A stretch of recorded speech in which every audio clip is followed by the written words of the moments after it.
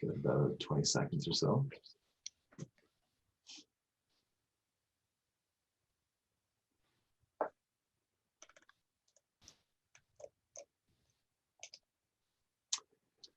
Okay, welcome everybody.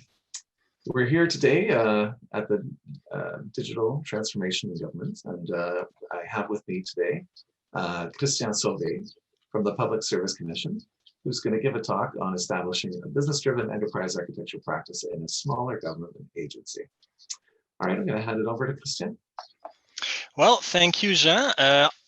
I am Christian Sauvé. I am the manager of the Enterprise Architecture Group at the Public Service Commission, and I am here to talk about establishing a business-driven enterprise architecture practice in a small government agency. And you are presumably here to hear me out. So now that we've been reassured that we are all exactly where we should be, let's begin. I'll start with a little bit of a word about myself, just to tell you where I'm coming from. As I look at the calendar, I am nearing the quarter-century anniversary of my first public service job. At the time I started out as a an FSWEP student, I literally went from my summer job on my uncle's farm on Sunday to starting work in a shiny downtown Ottawa high-rise on Monday. Quite a contrast, and I will forever deny how shoveling manure and taking care of livestock has ensured success in my federal public service career. In any case, after being a student for FSWEP, I became an all-around IT guy for my division, all-around IT guy for the sector. I became a web service specialist, a team leader for that web service unit. I was involved in governance, PMO, a whole lot of other things. I was a CPM. I was manager of a PMO at some point. I was a technical advisor without a portfolio, which is a lot more fun than it sounds. People with my checkered background usually become enterprise architect, which is way better than 100 years ago when they all ended up in Australia. I know, apologies to any Australians as well as enterprise architects in the audience. Now, I'm sure some of you are there going, wow, that was really an offensive joke and yet familiar somehow. How can that be? And the answer is that you were probably there 2 years ago at the first conference on digital transformation in Canada, where I did the exact same joke for a cheap laugh. Now, if you were there, I want to assure you that the rest of this presentation is not a remake. It's not the same presentation. It's a standalone sequel. And if you were not there 2 years ago, I want to assure you that the quality of my presentation sharply improves over the next few minutes. As a gesture of my goodwill, I want to offer you an overview of my presentation. So we'll start by talking about my smaller government agency and its enterprise architecture practice. We'll be looking at a few ideas on how to build a business-driven EA practice. We'll talk about tools, tasks, governance. We'll have a case study at EA sustainability during a pandemic. We'll try to synthesize all of this into a thesis on how to influence an organization's digital transformation from the bottoms up in collaboration with the business lines. And finally, if we've got time, I'll have a few last words on digital logistics and sustainability. A few words about the Public Service Commission. I am not speaking for the Public Service Commission. I am speaking about the Public Service Commission. We were established in 1907 to oversee merit-based appointments. We've got roughly 900 employees, offices in Gatineau, Halifax, Montreal, Toronto, and Vancouver, even though the notion of headquarters and office is kind of aspirational at this point. We are better known to the public for GC Jobs. That's the employment portal for the Government of Canada, and to public servants for the second language evaluation. My team is located on the most feared floor of the federal public service. That would be the third floor of 2280, where second language evaluations take place. So it's kind of amusing to read online forums and see people say, oh, I'm going to 2280 tomorrow, and people go, oh, good luck, good luck. As far as IT is concerned, the IT division of the PSC was created in 1968. I can assure you none of the original people are still there. Right now, we number around 110 IMIT employees, 1 CIO, 3 directors, application development, operations and infrastructure, as well as corporate management. Usually, the PSC undertakes roughly 10 IT projects during a typical year. 3 to 4 of them are major ones, although the notion of major project is laughable by bigger government standards. Enterprise architecture at the PSC. This is our second go around. The first attempt at an EA practice at the PSC lasted from 2009 to 2011. It was killed by SSC and ETI. Specifically, we thought that SSC would absorb a lot of the enterprise architecture functions of departments. That has not happened. We were also given the email transformation initiative, which was a project so big and so sudden that people had to be reaffected to that project. So the enterprise architect at the time was reassigned to that project. Anyway, the current group is active since 2016. We've got one manager at the CS4 level, that would be me. We also have 3 enterprise architects at the CS3 level. One thing that is unusual about enterprise architecture at the PSC is that we integrate client portfolio management activities. We administer 2 governance committees, the Architectural Review Committee, as well as the Business Operations Review Group. We'll talk about those a little bit later, as we will talk about how we're responsible for technology standards as well as new technology intake. We do interact frequently with larger EA units elsewhere in government, namely Treasury Board, Secretariat, and Shared Services Canada. And we also managed to have 3 presentations to the GC Enterprise Architecture Review Board, 2 of them in 2019, 1 of them in 2021. So the PSC is a small agency, which is usually not very good for the egos of people at the PSC, until we realize that being a small agency remove some of the reporting requirements for the organization, at which case we're really happy to be a small organization. Being in a small agency does mean a number of things. I mean, resources are limited for everyone in the organization. As a result, there's no real place for domain architects. Everyone needs to be a generalist.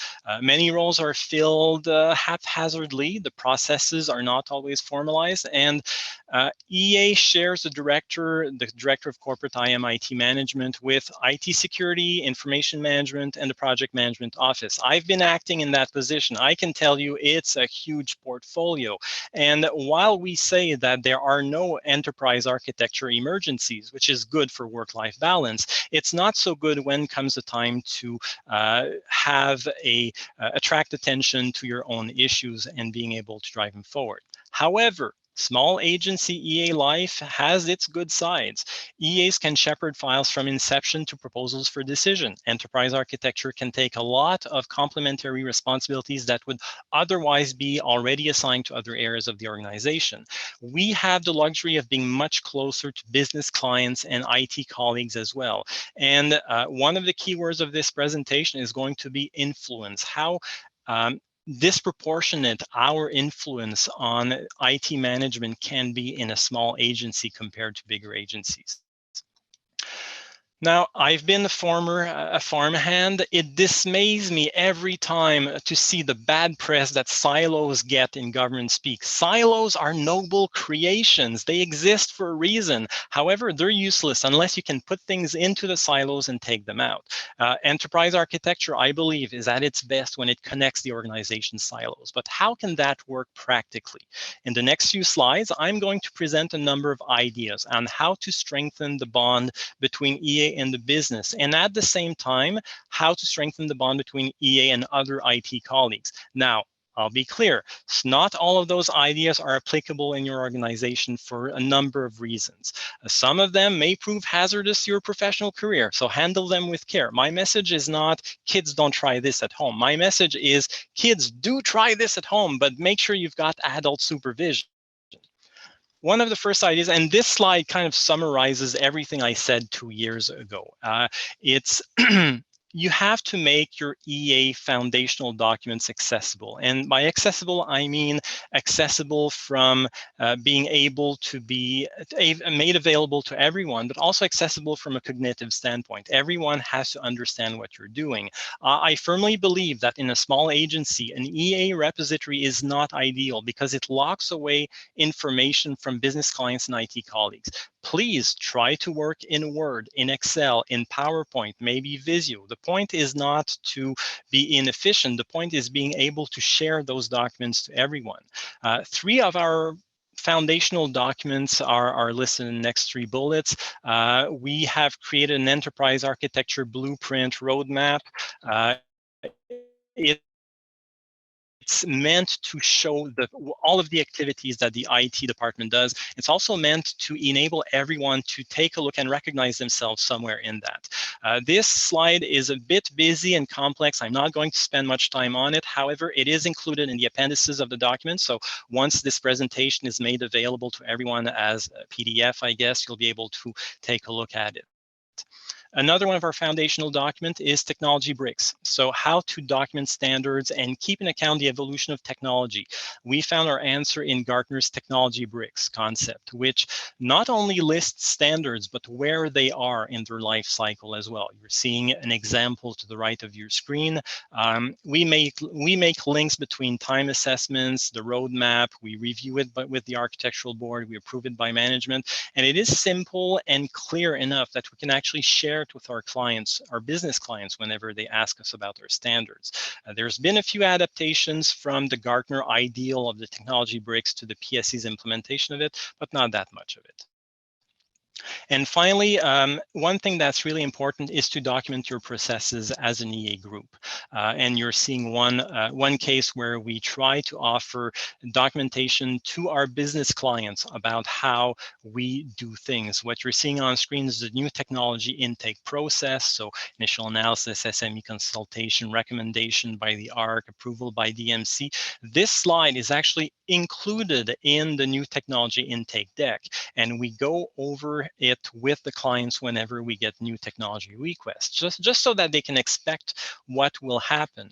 As a reminder, you don't have to do these things perfectly the first time. Iteration and regular review is a key to success. It's also part of your higher levels of your maturity model. But the point being that a predictable EA practice is a good EA practice. One of my favorite compliments I ever received as an enterprise architect was from a fellow IT manager who said, "Christian, stop talking. I know what you're going to ask me." And that was a measure of success because I was so predictable that people understood what I was going to ask them. And you want to be in that position, not be the mysterious wizards in a tower, but being able to say, these are my expectations, let's go with them. I do believe that there is considerable value in integrating the enterprise architecture and the client portfolio management function. I believe that EA without CPM is untethered. I believe that CPM without EA is powerless. I have been a CPM. There's nothing more soul crushing than being merely an order taker for others. Just take a request and send it to the person who will actually do something with it. That's what's your added value then? I believe that a single EA CPM can meet clients, gather requirements, investigate options, propose solutions, conduct pilot projects, recommend implementations, and present it for approval. And that's a lot more satisfying. And you can also do more to shape the end results at that point.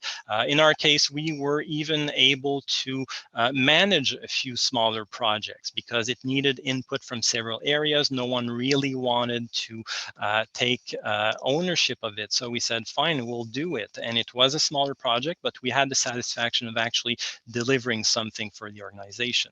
The upshot of integrating EA and CPM is that it makes enterprise architecture analysis extremely well informed. You know what the clients are thinking, you know what your fellow IT managers are thinking. You're able to take all of this together because you always know where the organization is.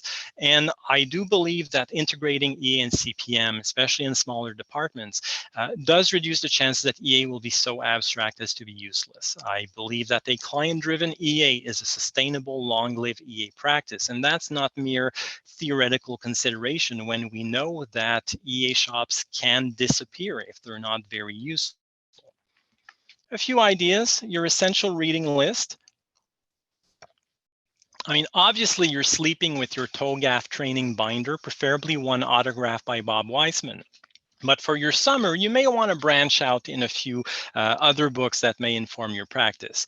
I present those a little bit tongue-in-cheek, but I think people know where I'm going for where I'm going for with How to Win Friends and Influence People, 1930s self-help book.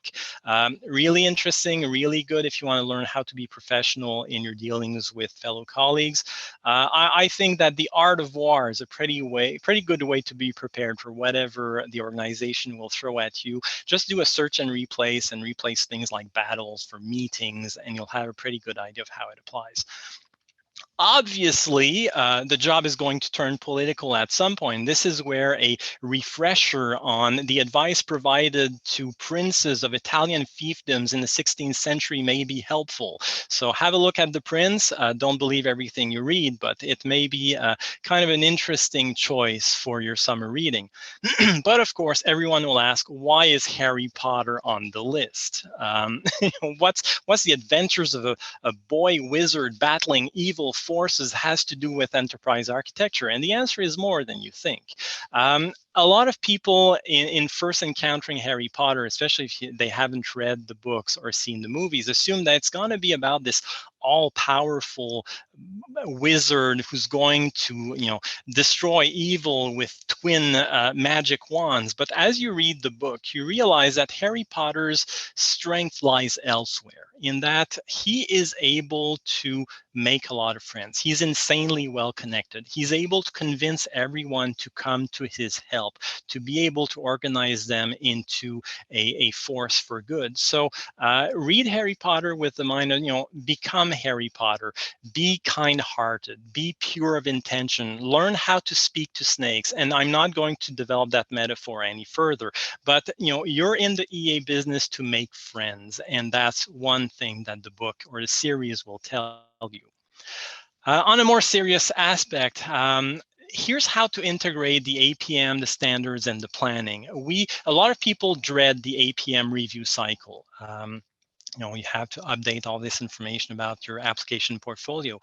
We at the PSC look at it differently. We look at it as an opportunity to meet our clients. We discuss IT with the business lines, and we also transform the APM to become a source of actionable information. We make the link between the APM, the time assessment that is generated by TBS from the APM data, as well as our own technology standards. So if something is rated as tolerate or innovate, then this becomes a standard. If it's migrate, we contain it. We try to reduce its footprint.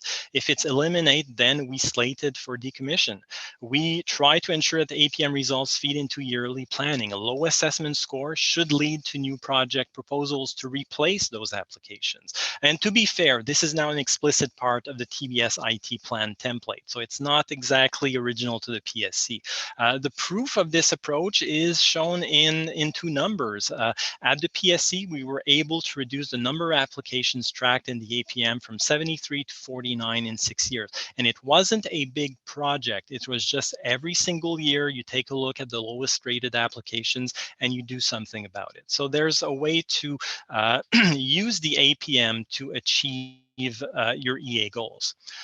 If there's anyone from Treasury Board Secretariat in the audience, you may want to take a screenshot of this screen, because it's rare that we tell you that Treasury Board is a friend. And this is, don't repeat this to anyone else. I do have a reputation to maintain, but I do like what TBS has done recently in the enterprise architecture space. It's been a major achievement, for instance, to transform enterprise architecture in a cohesive discipline. We now have regular meetings, especially with SSC, that also has regular meeting for enterprise architecture. We've got a community of practice. We've got the SSC meetings. We also have the Enterprise Architecture Review Board. All of this makes enterprise architecture unique in the IT portfolio and government as a cohesive discipline. You recognize the other people who attend those meetings. You all work towards a common goal. You all understand the same information. So that makes enterprise architecture not such a lonely and disorganized practice in the federal public service. TBS is also providing digital and architectural principles that any department can leverage for influence. The principles are widely available, they're shareable, you can send them off to your colleagues and say, this is the way, this is what we should be doing. There's an aspirational aspect of it, but there's also a common sense aspect to it. And I think that's really useful to have this repository, this source of truth that you can use as a way to justify what you're doing as an EA group. Also remember that TBS can and will talk to your departmental architectural board. A few weeks ago, we contacted John Cura and asked him to present to our fellow IT managers as part of our architectural review committee, and he did, and it was enlightening. A lot of my colleagues, understood the wider context of enterprise architecture at the federal public service, and that was enormously valuable. I also want to talk about our experience presenting projects to GCEARB. It effectively became an enterprise architecture review of the project internally, which forced a number of very necessary discussions between IT and the business clients and others as well. So it was really an opportunity for EA to take a look at the project and be able to see how it corresponded to the principles. I must say, TBS, Nick Shawning, was extremely helpful in shepherding the submission to the GCEARB. It is in no one's interest, not your department, not TBS, not anyone else, to have a bad presentation that will not be endorsed at GCEARB. So they will work with you to improve the presentation, and SSC as well. They will work with you to improve the presentation so that it will be endorsed. And that has been extremely helpful. One challenge for EA, and this is more of a note for myself, is that as the principles evolve and change over the years, you also have to keep track of these principles and how they are to be implemented in projects inside your organization. So something to keep a track of. Another idea is to seize the means of governance. So why shouldn't EA be responsible for a governance layer? We have had some success at the PSC, mostly because no one else wanted to do it, but that's okay. Avoid creates an opportunity. But the EA group manages two committees. You'll see the position of the committees on the right side of your screen.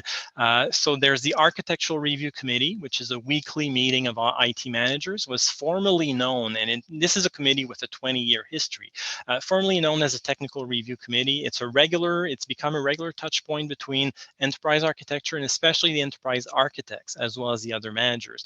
We bounce ideas off our colleagues. We see if there is something we've missed. Our colleagues make comments. We try to come to a consensus decision, and as we recommend decisions to IT management. So that works pretty well. The other more recent committee that the Enterprise Architecture Group manages is the Business Operation Review Group. Pay no attention to the acronym meaning to suggest a perfect union of human and machine. But anyway, it's a biweekly IT business manager level meeting. It's a way for IT to communicate a lot of the operational IT updates, whether it's outages, changes, or soliciting opinions on where we want to go from the business. It's also an opportunity for the business to communicate any major changes to IT. We found the Business Operation Review Group to be crucial at times of vast operational changes. We recently replaced our email. We recently introduced M365. Before that, we introduced GC Collaboration. We managed to get rid of Internet Explorer. All of these were communicated at that meeting, and it became a great source of pilot project volunteers. So that worked quite well for us. Another idea, the new technology intake process. We took it over in 2017. We initially simplified the previous Excel document. We redefined it as a PowerPoint presentation. We assigned the individual slides to areas of managerial expertise. You've got the list on the right.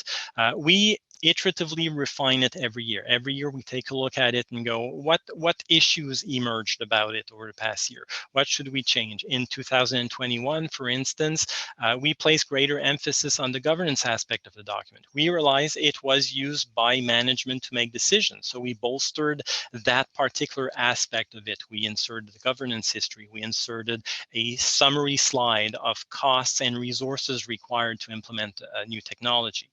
You'll see a process process description in Appendix C, the point of the process is to bring experts together to review any red flags before it goes for decision. So we try to summarize analysis, present the costs and the consequences. Final idea, how to hire enterprise architects. There's this impulse to say, I only want the best. I want a gold standard, level 4, TOGAF certified, super ninja expert in enterprise architecture. And that's a noble goal, but those people are rare. So there are substantial benefits in hiring people who are ready to become enterprise architects. It's going to take you months at best before an enterprise architect is effective. So you might as well, do a little bit more training and train people who are ready to become enterprise architects. At the PSC, we've got 4 main qualifications. We want roughly at least a decade of experience in IT. The wider, the better. We want strong client services skills, strong analytical skills, so that people can go out, meet with clients, analyze the answers, and propose recommendations. We also insist on bilingualism because the PSC is one of the most bilingual departments in the federal public service. I mean, a substantial number of our technical meetings take place in French, which is a rarity no matter where you go. Our selection process is heavily based on analysis and presentation. We send a case study to prospective candidates saying, you are an enterprise architect, you just consulted a number of people, here are your findings. Now, please analyze those findings and present to us a recommendation. And this presentation is one of the ways that we interview candidates. In 2019, several departments collaborated, and I checked the numbers, and roughly 40 people submitted resumes, and we ended up hiring nearly 50% of them. Now, this slide is not merely a theoretical or historical construct. One of my team members went on to do some digital transformation in another department, and as a result, I am hiring. I do have a poster right now on jobs.gc.ca. Look for Enterprise Architect Public Service Commission, but we hope to be able to reuse many of the lessons of our previous staffing process in order to find someone who is a right fit and someone who may not be an enterprise architect, but be ready to become an enterprise architect. Now, if we put all this together, I do want to talk about lessons from a pandemic. Obviously, if anyone from the Institute on Governance is listening, I think there's a book to be written, and I hope someone is working on it. A book to be written on the impact of the pandemic on internal IT operations in the federal public service. I think we should be working on this book as soon as possible so that the lessons don't get lost along the way. I will, since I'm in a public forum, I will accentuate the positive and talk about the experience of the PSC in a mostly positive fashion. If you want to hear the whole story, just call me. In any case, there's a few obvious lessons from the pandemic that I'll just repeat. Beyond 2020 never included an overnight Friday the 13th shift to a distributed workforce linked by pure digital process. It just wasn't in the cards of what they came up with during the Beyond 2020 exercise, but it still happened. At the PSC, we were not completely unprepared in that the CIO a few years ago took the decision that from that point forward, the PSC would not purchase desktop computers, desktop workstations. It would be only laptops and tablets. We would go completely mobile. So we were 90% prepared for telework when we had to go work from home. But that last 10% was difficult. It was brutal. It took a lot of energy. Fortunately, as I said, we were prepared. I know that I have a worldwide audience right now, but if you've been living in Ottawa for the past 5 years, it's been downright biblical. We've had the plague, obviously, but we've also had tornadoes. We've had once in a century flooding twice. We've also had snow days. And as a result, we had been asked to work from home for a number of occasions prior to the pandemic. So all of this acted as a preparation, a dry run. So we were not caught completely unprepared, but still there was a lot of work. Now, these were the headlines. This is probably familiar to everyone who's listening because the same thing happened to you as well. What's perhaps not so obvious and perhaps PSC focused is that we noticed that the IT organization tumbled down Maslow's pyramids of needs. Forget about self-actualization when the point is wondering whether you'll be able to work, whether you'll have access to your email, whether you'll have the machine, whether you'll have the space, whether you'll have the connectivity, whether you'll have the VPN slot and the bandwidth. So at that point, operations suddenly became dominant in IT conversations within the within the PSC, and long-term planning wasn't. On the flip side, we discovered the power of a sharp focus. We went from 12 projects to 3 of them, and we made these projects happen in a matter of weeks compared to months. And this is not mere hyperbole. We actually have data showing that we implemented GC collaboration in 6 weeks, and this work on the M365 platform took significantly longer. We also suddenly discovered a number of things we did not suspect about ourselves. We convinced ourselves we could do really good thing in a short amount of time, which we needed to hear. We suddenly ended up with something we'd been planning for years, which was, rather than have an annual planning and prioritization process, let's have a quarterly prioritization process. So we ended up with that, and that worked pretty well. We also suddenly found ourselves with formal capacity planning in the form of a heat map that detailed how groups were available or not available. And some of my colleagues over on the operations side took this opportunity to do a technology depth overhaul. We've got to get rid of these things. They're holding us down. Let's get rid of them. Let's move forward. So we were able to replace quite a bit of our oldest technology during this process. Now, these are conclusions for the whole IT organization. If we apply these lessons to enterprise architecture, and remember, I have seen an enterprise architecture practice being dissolved in a time of crisis. How did we adapt enterprise architecture to survive and thrive when operations are dominant and long-term planning isn't? I mean, we're an intake group. It's normal that we're not at 100% capacity, but these numbers attract attention. People go, why isn't EA at 100% capacity? Can we just, scrap them and sell them off for parts and reuse people? So we were able to weather that. What we had was some accumulated goodwill and established processes as well as governance. We had a number, hiring people who were not enterprise architects to become enterprise architects, meaning that these people all had skills that could be used to help implement top priorities. We helped out on the implementation of M365. We helped out on getting rid of some of that old technology. We helped out in many ways. And yes, a permissible amount of deviousness is always useful to repurpose the situation to your own devices. What we did is that we kept calm. We carried on. We continued with our governance processes and committees. We continued with our processes. We also updated our documents. We participated in operational priorities as enterprise architects / CPMs. For instance, the M365, the introduction of the M365 platform required us to consult widely about business priorities for the platform. And this is something I'd been wanting to do for years, but was never able to justify. So we said, oh yeah, we volunteer for that, we'll do that. And as a result, we met with 24 business units across the organization. That was the entire organization. And we did all of that in 2 weeks, which is something I never would have believed was possible. So never waste a crisis in achieving your own objective. Sure, we got a lot of data about what people were expecting from M365, but we also got a lot of incredibly valuable information about how they felt about IT, where they wanted IT to go in the long terms. So all of this was really, really useful. If we put all this together, because my time is running out, how can we influence digital transformation from the bottoms up? If you put all this together as a small enterprise architecture group in a smaller organization, Coordinating client intake ensures that EA knows what is emerging elsewhere in the organization, especially if you also chair a regular business IT meeting.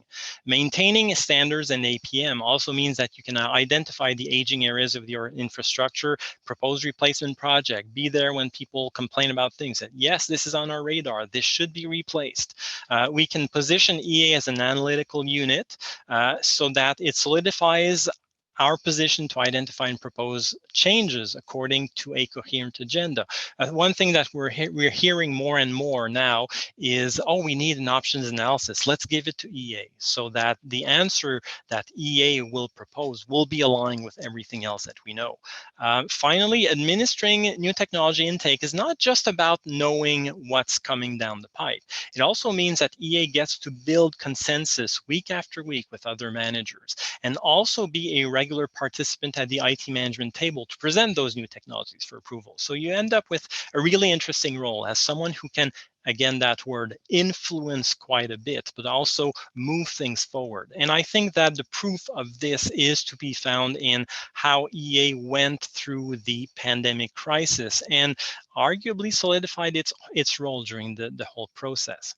Now, I do have a little bit of time, so I'll leave you with a few words on digital logistics and sustainability. To borrow a phrase that's fairly well known in military circles, amateurs talk about digital strategy and tactics, while professionals talk about logistics and sustainability. Ideas are everywhere. Everyone has ideas, but there's a lot of dull work required to implement these ideas sustainably, and this is where EA can make a difference. In fact, what we've found over the past few months is that dull work increases in times of exciting changes, and someone's got to be there to mop up afterwards, or in the first place ensure that there's no spillovers. Processes and governance, a lot of people think of governance as this magic evil force, but the thing is, governance is a way to help you achieve your objectives, and the more you know about governance, the more it'll work for you. And governance, in the end, is all about helping to solidify new ideas, make sure they have buy-in from everyone around the table. Anything that survives governance is more likely to endure. It won't be easy. Recently, we found that our rethinking of the new technology intake process means that we're uncovering a lot of things that had been kind of forgotten or hidden before, and we're kind of shining a spotlight on it, and that creates a lot of discussion. It's not always pleasant. It's certainly not fast, but if you take the long-term view that you have to resolve risk before they become issues. You have to use your setbacks. Not every single proposal that the EA group makes to the Architectural Review Committee goes through. And I thrive on those cases where a proposal doesn't get through, because it means we use this setback as a way to identify the underlying questions. So if I have to sum it all up, you can't do it alone, not as an EA enterprise, but you can be friends with every one of those who can help. So your job is to enable them to work together, and as unlikely a conclusion as I can give, be the glue. So thank you very much. I am available for presentations and children's birthday parties. I am also hiring, but on that note, back to you, Jean.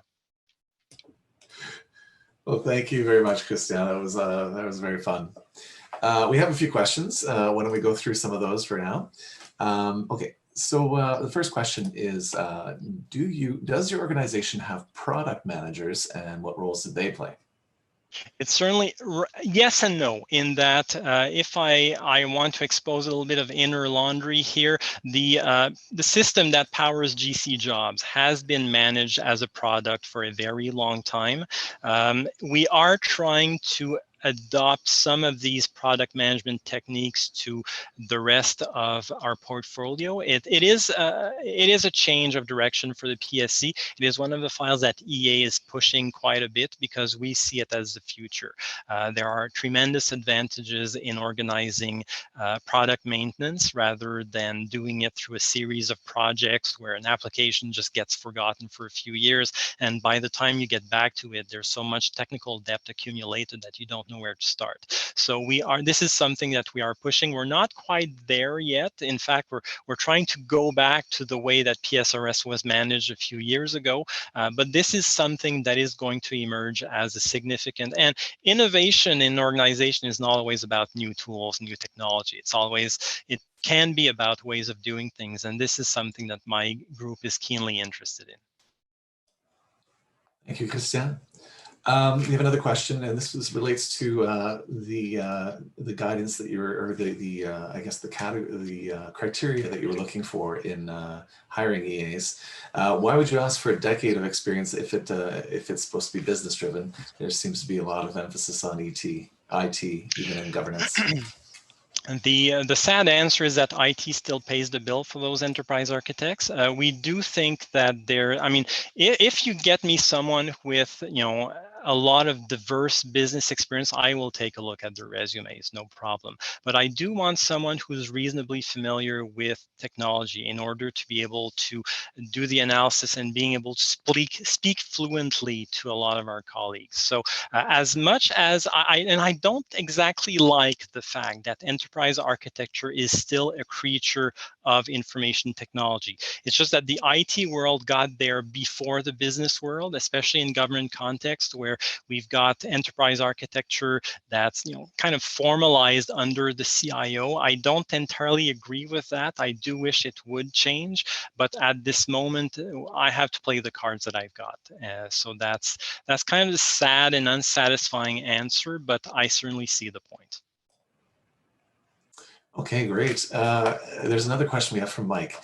With a focus on EAs as generalists across the domains, how do you maintain connections with data architecture practice or solution architecture practice and so on? It's not easy. We do rely on our colleagues a lot in order to give us the answers that are needed in those cases. There are a few cases where we will rely on consultants to get us the information we need. Data architecture is one of the fields where you cannot expect to have good results as a generalist. You really need a thorough knowledge of what's going on in that field. And that's why we've used a number of consultants, experts to get us that information. If there's one area where I would like to have domain specialists, it's in the information space. Great. I have another question here. Andy states that one risk of EA is that it will not be properly adopted across the enterprise, and that not all of EA provides common security frameworks that reduce the enterprise risk. Well, as an example, we've got Phoenix issues that came up during COVID. Do you have any lessons learned about that? The security field is another area where we do rely a lot on our colleagues who are, as smaller organizations are want to promote, overworked severely. We are looking forward to a number of initiatives from TBS in that area. I've seen with great pleasure one of our colleagues in PSC IT security go to the enterprise architecture area of SSC to help them out a little bit.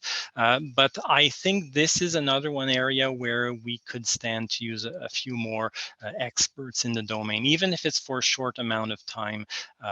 There's areas in there that you don't always suspect as a generalist, and these are well worth taking because they represent such a risk to the organization that you really have to get the best information available. Great. Well, I have a question for you. You mentioned about your new technology intake process. I'm just wondering if there's a factor in what you do from a day-to-day basis.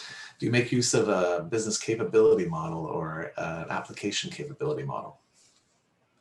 We use the GC model for business capabilities. It informs our roadmap. A lot of it shaped the roadmap. Now, the PSC is not an organization that has national parks or icebreakers or real property. So a lot of the GC model simply does not apply. We find ourselves in a very small area of it. However, we're aware of it. We're also aware of previous attempts such as the SLSA classification for applications, but a lot of the PSC's portfolio tends to fall under the same thing. But it's not as much a factor in the new technology intake, although we do mention it. We do mention where in the IT roadmap this new technology would find itself, as much as it is in the making of the blueprint and the roadmap itself. Well, great. I guess that's it for all the questions that we have, and we've pretty much reached the end of our time. Thanks very much for the presentation. It's been a blast. It was very fun to hear you speak. And I guess for everyone else in the conference, we'll be having another, you can go on over to our next presentation at 4 o'clock. That's with Vic Pent on the science and policy integration. The NRCan Digital Accelerator and Technology Readiness Assessment. Okay, well, that ends our presentation. We'll just have to sort of wait a little bit here as there's a little bit of a lag between when we stop the presentation and when they cut it off. So basically, we're just chatting here, and it's like we're extras in a movie or something. Or yeah, let's do the walla walla walla walla walla thing. Walla. Yes, very much. Okay.